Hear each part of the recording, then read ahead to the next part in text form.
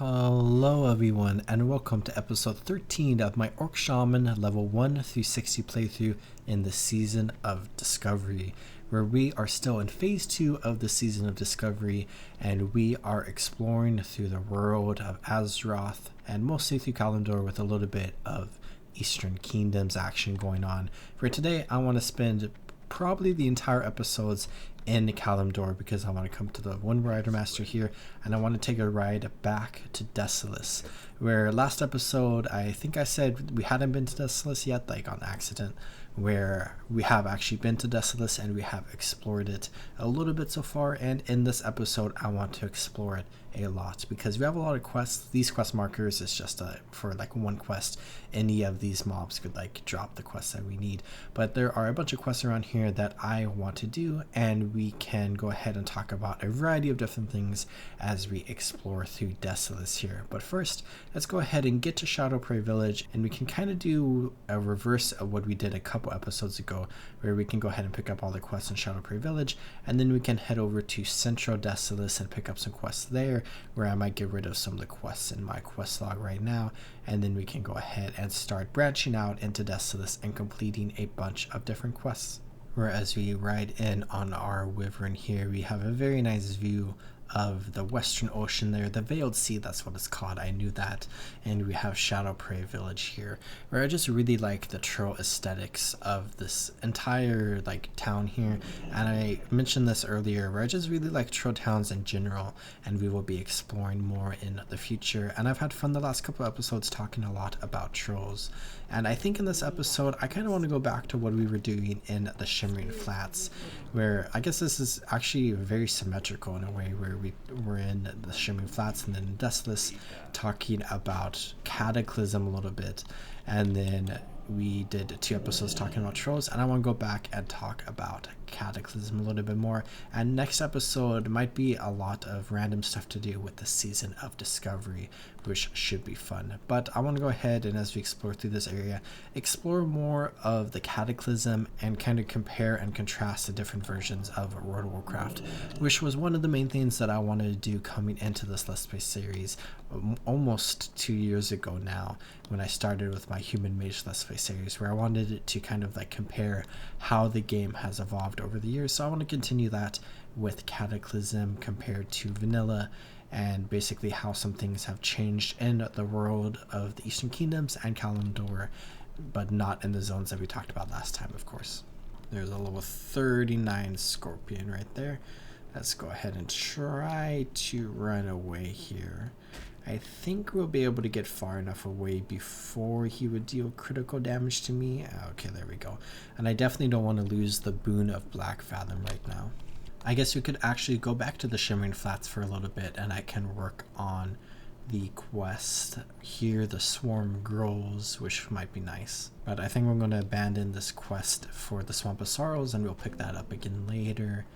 And then I just need like a little bit more space in my quest log, and I guess I could get rid of some of the quests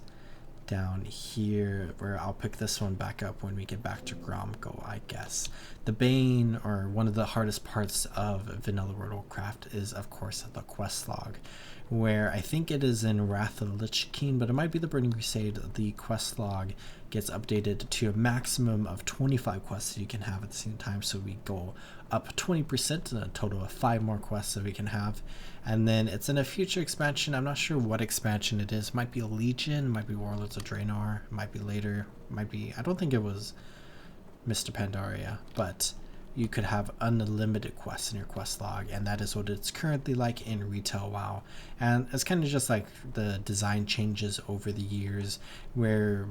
it was very traditional for back in the day for games to have like limited quest logs, to my understanding at least, where nowadays a lot of players don't really enjoy being limited on how many quests you can have at the same time. But here we have a really important quest that we can pick up, where we can choose to ally ourselves with the Magram centaurs or the Gilkis centaurs. and I think I'm going to go ahead and pick the Gilkis. I don't know why exactly I do this. I know typically people who are like martial fighters will want to pick the Magrim, and then people that are like spellcasters will want to pick the Gilkis. And then overall, it really doesn't matter. This is like a really small part of World of Warcraft. But what I personally like to do is if I am playing a Horde character, I like to ally myself with the Gilkis because I hang out down here. And then if I am an Alliance character, I like to hang out with the Magrim Centaur because they are over here kind of close to Nigel's point. So I think I'm going to go ahead and pick the Gilkis Centaur. I'm not entirely sure why,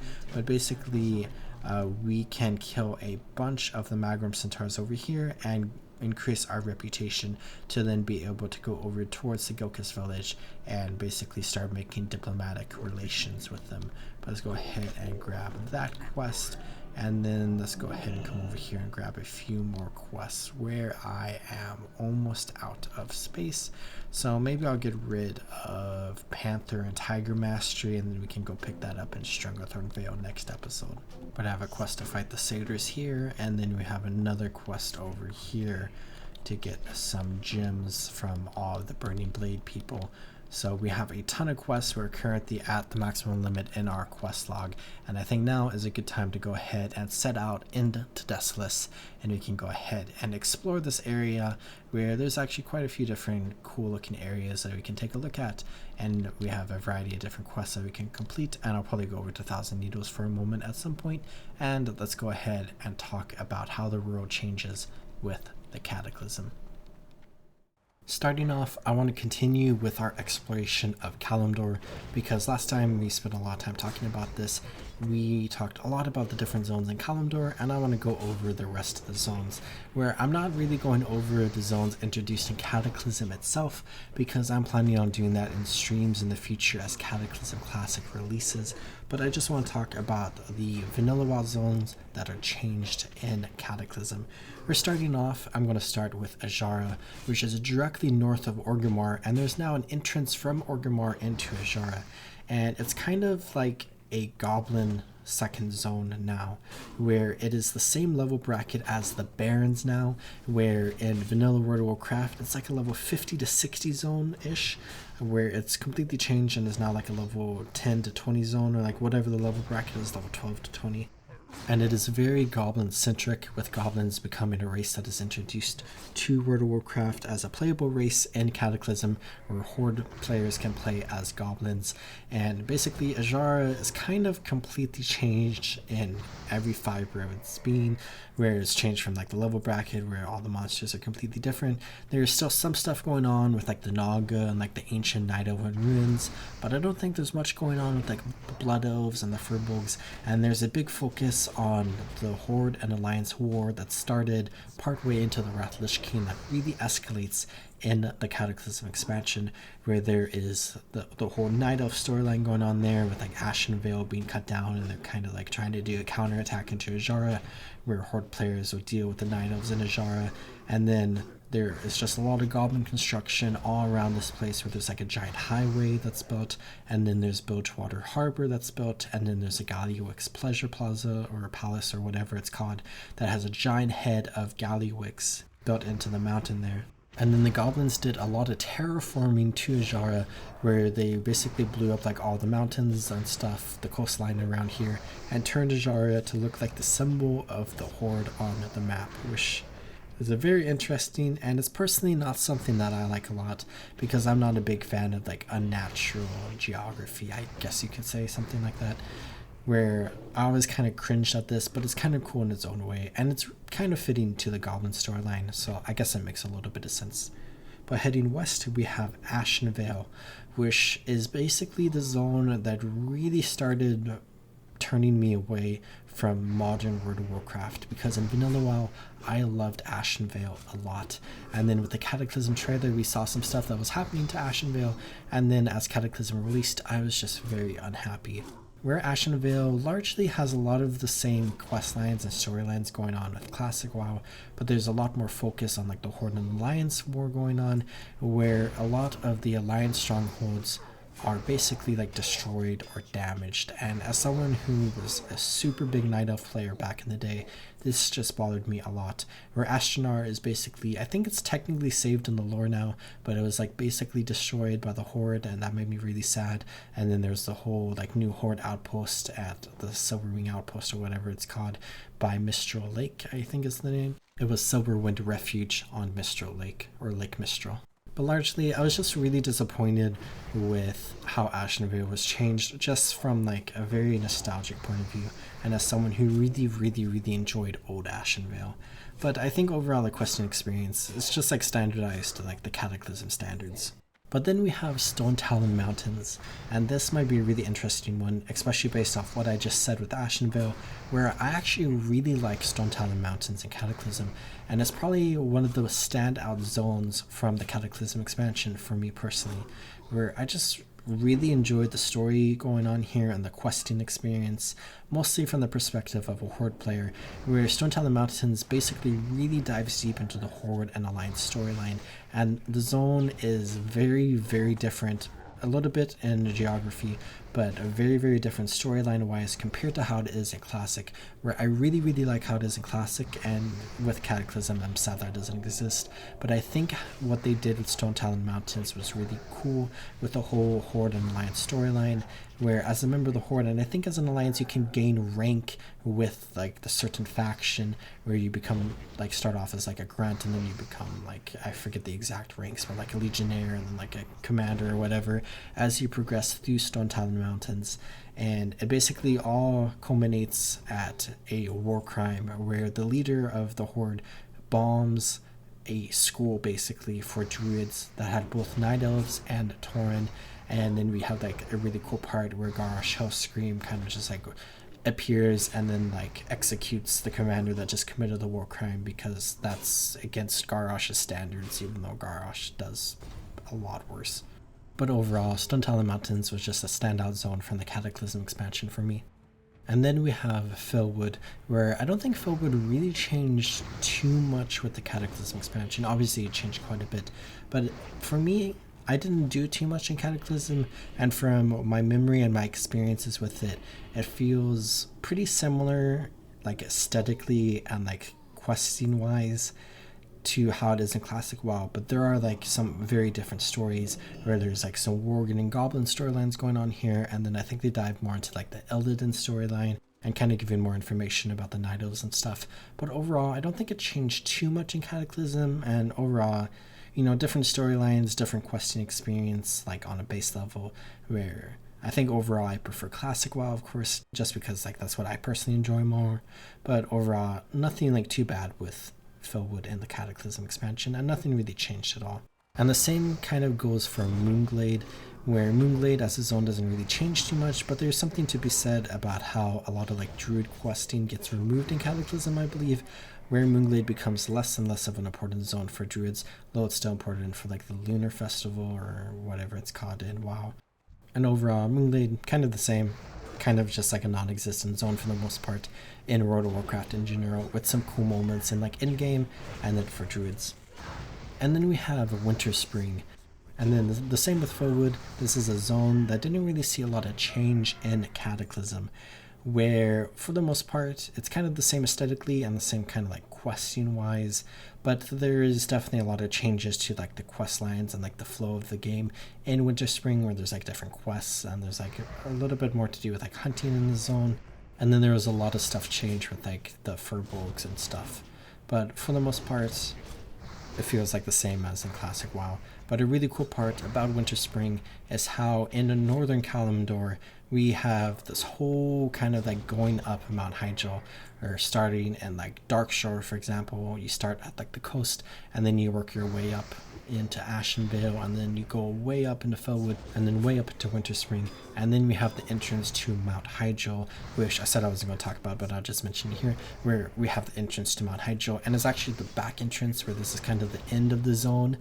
questing wise in Cataclysm, where you start at like the peak of Mount Hyjal. But it's cool to see that this got changed a little bit with the Cataclysm expansion, and how you can basically walk into Mount Hyjal except for like some big gaps. But then we have Darkshore that I just mentioned, which gets changed a lot in the Cataclysm expansion, and I do not enjoy how it is in Cataclysm at all, because I am a huge fan of Aberdeen, and Aberdeen gets completely destroyed, where we have the new town that I think is called Lordanel, where that's like the main like questing hub in Darkshore now, and like a lot of the quests around here changed a lot, and there's like a giant twister, which is cool I guess, and a giant whirlpool, which is cool I guess, but for the most part just not something that I personally enjoyed a lot. But it's kind of cool to see how it changes in Cataclysm, and I think it'll be interesting to see how it changes in the future if they ever have like a big update to the world again. And then we have Teldrassil, which is the final zone that I have not yet talked about in Kalimdor, which is kind of an interesting zone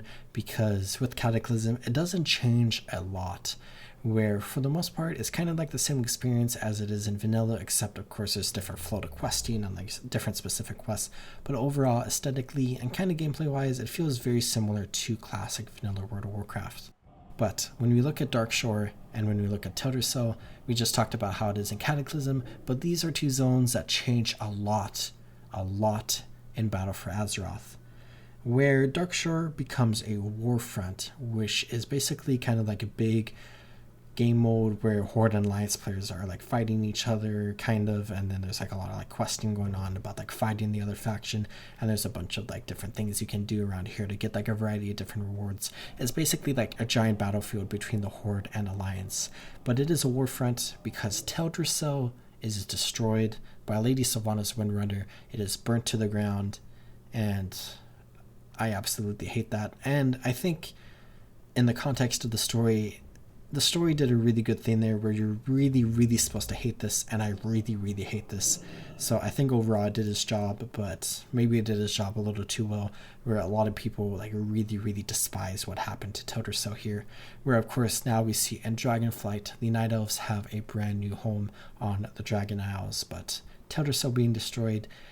is probably honestly lore wise for the best for the Night Elves, because Teldrassil was not a great thing to happen. But just nostalgia wise, and how the first race that I ever played in World of Warcraft is Teldrassil, and how it no longer exists, just makes me really sad, but at least I have Classic WoW to go back to explore this area.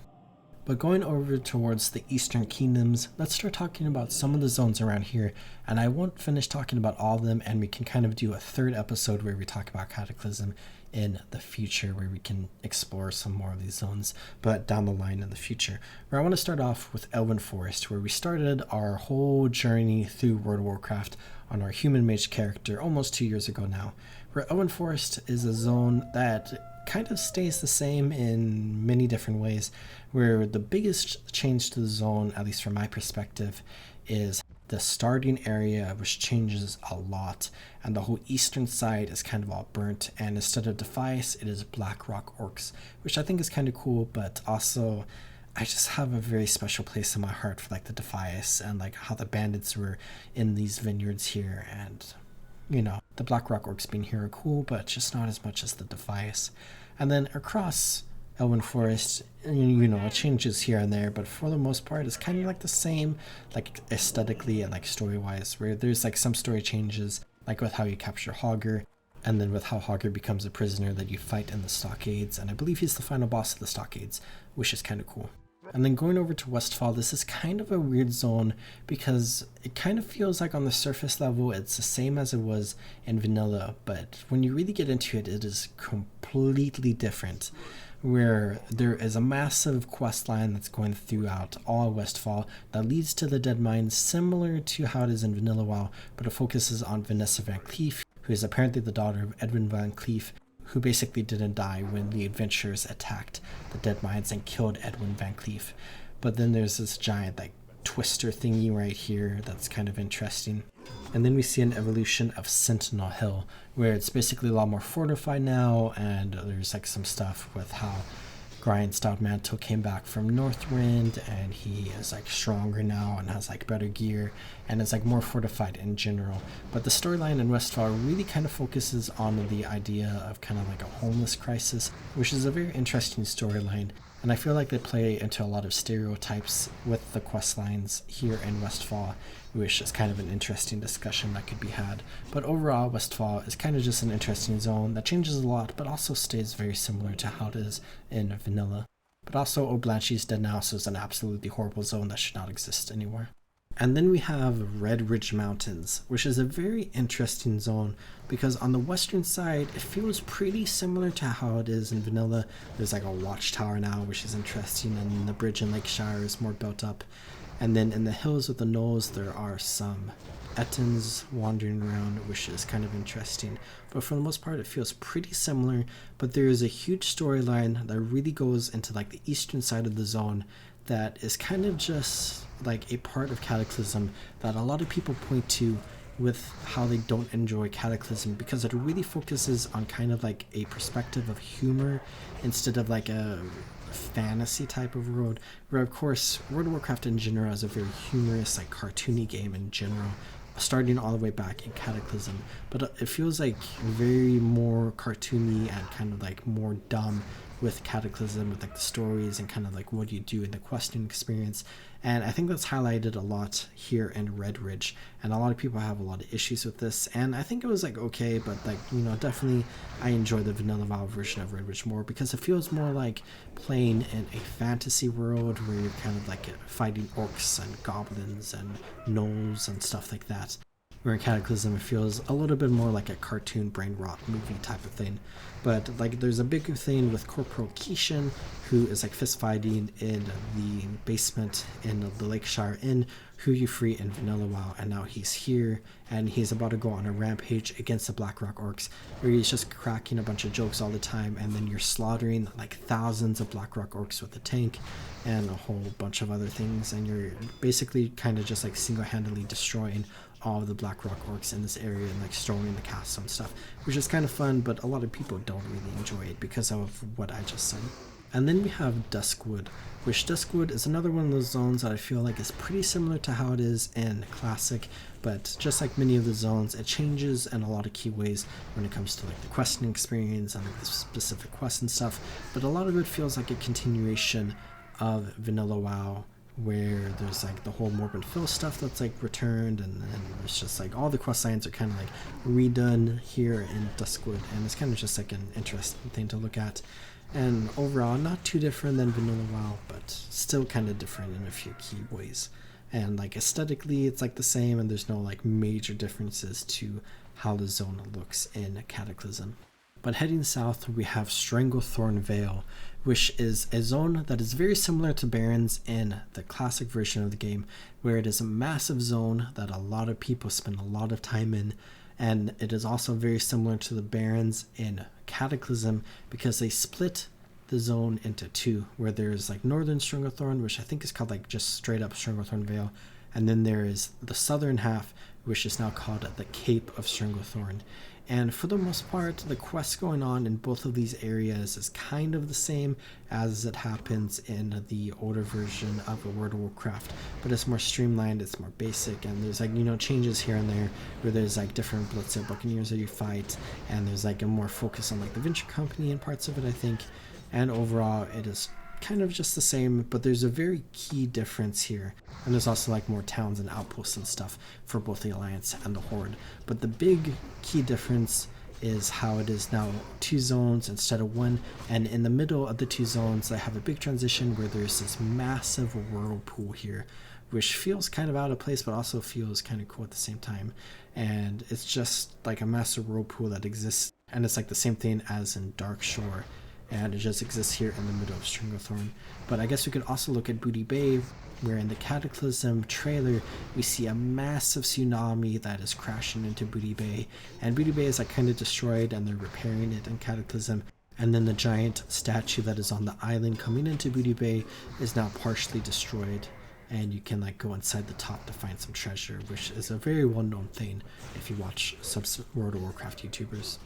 But then we have Deadwind Pass, which is a zone that is basically the exact same as it is in Classic WoW, and it's kind of similar to Moonglade, where there's not a lot of stuff going on in this zone. But in the Burning Crusade, we got Karazhan here, which is a 10-player raid that people can do, which is probably one of the most popular raids in the history of World of Warcraft, and we got more Medivh storyline and stuff going on with that.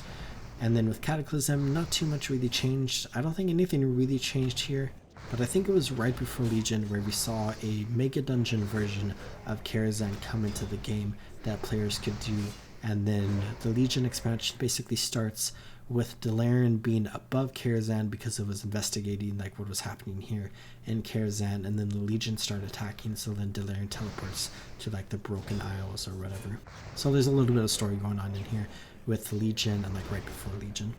And then we have Swamp of Sorrows, which aesthetically is a zone that is very similar to how it is in classic WoW, but mechanically, questing wise, is completely different, where it really focuses on the whole Alliance versus Horde. And I actually really enjoyed this questing experience here, where I really like how it is in vanilla WoW, but I like what they did with it in Cataclysm, and I think they did like a pretty good job, where they really focus on like some swamp warfare with the Alliance and the Horde fighting each other, and you have like Stoner playing a big part, and like the new Alliance outpost here playing a big part. But of course, I really like how it is in the classic version of the game. And then lastly, the last zone that I want to go over is Blasted Lands, which is just south of Swamp of Sorrows. And it is a zone that changes a lot in Cataclysm, because we have this whole area in the southern Blasted Lands where the world boss Kazakh spawns, but it gets changed a lot in Cataclysm, where there's a big focus on kind of like a Worgen storyline going on here,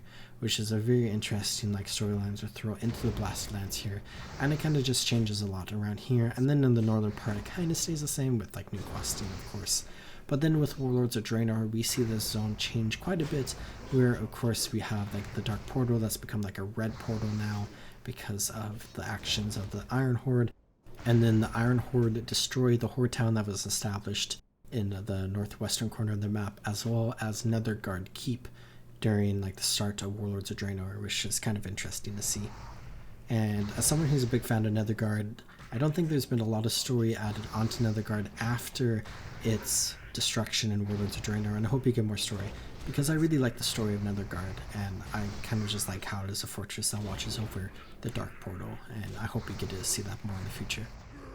But now that we have explored a lot of Cataclysm, I want to go and talk about a very specific story, since we are exploring Desolace, and I want to talk about the centaurs who we have faced for a while now, and I kind of just want to go over like a quick introduction about this race and just reading some different things, where the centaur are a warlike humanoid race with human-like upper bodies and the lower bodies of horses. Two discrete centaur civilizations exist. The first, the Muruk Centaur, date back to before the War of the Ancients and ruled the Onaran Plains on the Dragon Isles, where they worship the wind god Onara and hunt the wild game of the region. Although split into many different clans ruled by various khans, they share a single culture. The Muruk's ancestors forged a pact with the Green Dragonflight, but were cut off from the rest of the world when the Dragon Isles were hidden after the Great Sundering. Millennia later, a separate, more cruel and primitive centaur civilization was born on Kalimdor from the union of Zaatar and Theradres. These centaur roam the plains of Centaur Kalimdor, primarily Desolace and the Barrens, and are the mortal enemies of the Tauren, whom they hunted for centuries until the arrival of the Horde. Although their clans have historically warred among themselves, Horde and Alliance efforts to unite the tribes against common foes have met with some success. The respite created by the Horde's defeat of the Centaur didn't last long. Princess Theodrys, who loved the Centaur, worried that the Horde's rise to power might eventually drive them to extinction. She acted to save her children by infusing them with her power, driving their war bands to storm out of Desolace and claim new territories. In Durotar, the Kokar plotted to take over the Orc lands, and the Barons' new leaders rallied the disorganized Kokar and turned them into a real threat against the Horde. Regthar Deathgate led Horde operations against them. In the Thousand Needles, the Galak increased their attacks on Tauren caravans. Cliffwatch Longhorn reported that they were more of an annoyance than a real threat, but that there were rumors of Centaur clans uniting. Thras sent Horde adventurers to Desolace to handle the Centaur threat. They quickly discovered that the Centaur were slaughtering each other just as much as they were attacking outsiders. When they investigated further, they met Warug of the Magrum clan, who told them of Theodrys' recent actions and that Desolace had been corrupted. The Horde allied with Magrum, who held no loyalty to Theodrys, unlike the other clans, and helped them suppress the other tribes of Desolace, the Kokar, Gilkis, and Moradin. The adventurers then entered Mordon and defeated Theodrys, ending the spreading corruption in Desolace and easing the Centaur's violent bloodlust. This also freed the captive spirit of Zaatar, but he chose to remain in Moradin since he believed that the Centaur had need of their father despite their crimes against him. With the Horde's blessings, Warug and the Magrum became the rulers of the United Centaur, and led them to an age of tranquility, yet none knew how long they would stay on the path of peace. Separately, an exile called the Centaur Pariah wanted adventurers to help him craft an amulet of union, which would make him powerful enough to unite the centaurs into one great tribe and reform them into being as our ancestors wanted us to be. At some point before the Cataclysm, a centaur warband attacked and burned down Camp Narache and Mulgore. The Earthen Ring rescued the camp survivors and tried to put out the fire, but were forced to flee from the centaur after the elements refused to aid them. Soon after, the centaur were massacred by the rogue shaman Shotoa. Whereas we approach the end of this episode, I want to take a moment to talk about the Season of Discovery and this series, where this episode is going to be releasing on April 3rd. And tomorrow, aka the next day, aka April 4th, is going to be the release of Season of Discovery Phase 3, where unfortunately I did not make it to level 40 in time for Season of Discovery Phase 3, but overall I don't care too much about that, where I do want to explore like some of the PvP stuff going on with Classic WoW, but the current PvP stuff that is in Phase 2 is going to be the same at the end of Phase 3, so hopefully we can kind of explore that down the line and we can explore some of that in the future. Where as far as this series goes, I'm just going to continue doing what I'm doing, where I'm kind of just like casually exploring the game, where the next episode that I release is probably going to be a pretty chunky episode with a lot of stuff going on as I get out of Phase 2 and into Phase 3, and as we explore a bunch of different things and probably level up a bunch so we can kind of get towards level 50, where I think I'm going to be releasing another Let's Play episode next week, and then we'll explore more of Season of Discovery and really dive deep into Phase 3. Where overall Phase 2 was an enjoyable experience, where I haven't done much of the content in Phase 2, but there's not a lot of open world content in Phase 2. We're looking at Phase 3, there is some stuff that we can actually look at that might be a little bit interesting with a new reputation and what might be like a new area kind of, and like some new quests and stuff that maybe we'll take a look at. But we might also take a look at when we are level 60. Where overall I'm not in too big of a rush to get to level 60, because of course with Phase 4 and with like the release of Molten Core, there's going to be more and more phases where like Blackmoon Lair and Ancrage and Axramis release before the Season of Discovery ends, where my primary goal is to get to level 60 and we can look at some other cool things along the way.